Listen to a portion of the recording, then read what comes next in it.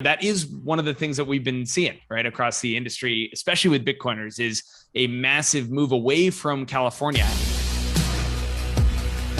So I'm curious, Dan, on your experience with what you've done so far, what have you seen for yourself, friends, or family when it comes to, or friends, deferring capital gains tax on the sale of highly appreciated tech companies or businesses or crypto?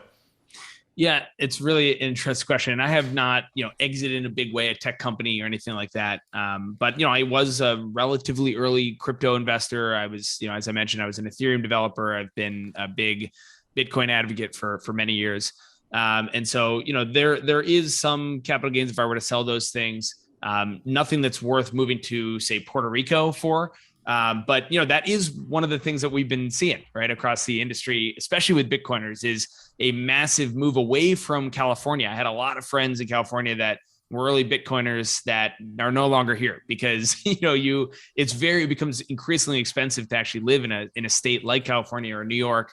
And so a lot of people moving to Miami or Austin, where Florida and Texas, have much more favorable conditions. And then, even as a tech entrepreneur, it's one of the challenging and frustrating and a little bit confusing things about California is that it's supposed to be sort of the place for entrepreneurs to have the best opportunities, but it's also one of the most challenging from a capital gains perspective. I'm not overly focused on it at this moment. I'm trying to just build things that people love, but it is something that I hear chirped about a lot, and especially amongst my other tech friends and crypto friends, a lot of frustration being expressed. Yeah, well, thank you for sharing that. And then the question is, can I defer capital gains tax on Bitcoin or Ethereum or other assets that are highly appreciated? And the answer is yes. And without moving to Puerto Rico or giving up your citizenship or doing something funny, decentralized, offshore, like you can literally defer tax. In fact, we did a couple deals recently for a couple tech experts out of Silicon Valley. One of them, she worked for Google, and she bought Bitcoin. 30 to 50,000 was her total cost. And then the gain went to 50 million. So the value went to 50 million.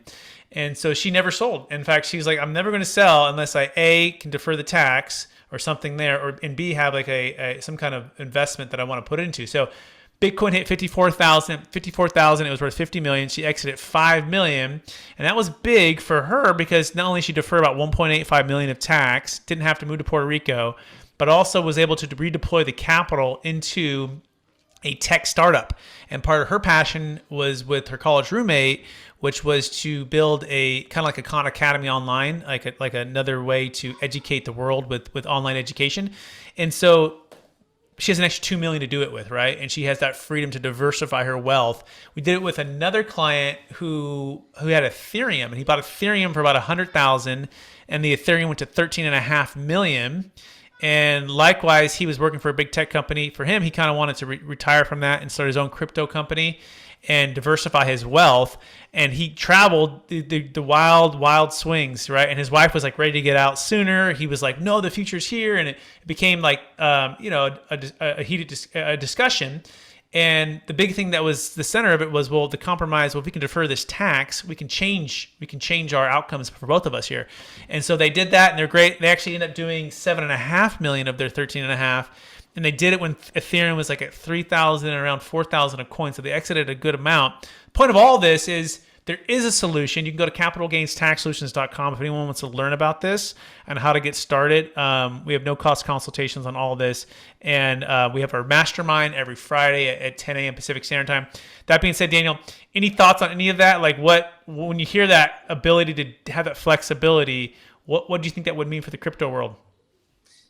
I think it's cool. I think it's a bummer that a lot of people are moving to Puerto Rico. As cool as that might be, I think being able to be in California, there's a reason that people choose to be here, even though it's challenging from a tax perspective, and that's because, at least in my perspective, it's the best state, and it's just awesome here for so many different reasons. So, hearing that sounds like a compelling way for people to be able to stay, and so I'm excited about that. Cool. Well, thanks for sharing. So.